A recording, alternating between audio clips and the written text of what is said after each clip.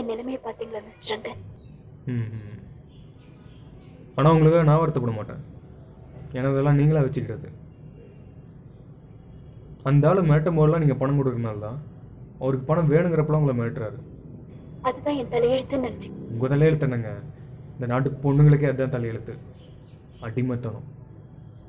சின்ன வயசில் பெற்றவங்களுக்கு அடிமை, வயசு வந்ததும் ஒரு பையனுக்கு அடிமை, கழுத்தில் தாலி ஏறினதும் புருஷனுக்கு அடிமை, வாழ்நாள் பூரா பெற்றதுங்களுக்கு அடிமை. அடிமை அடிமை. எப்போ தான் நீங்களாம் திருந்த போகிறீங்களோ? புதுமை பெண்ணா?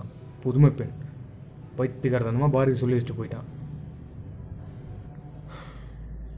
இப்படிப்பட்ட ஆளை வச்சுட்டு மாறிடுறீங்களே. இப்படிப்பட்ட ஆள் இருந்தானே இல்லைன்னா மிஸ்டர் ரங்கன், கொளுத்திக்கொண்டு விட்டுற வேண்டியது தானே?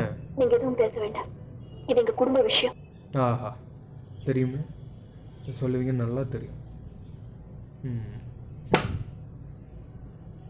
நெஞ்சு பொறுக்கவில்லையே. இந்த நிலைகெட்ட மாந்தரை நினைத்து விட்டால்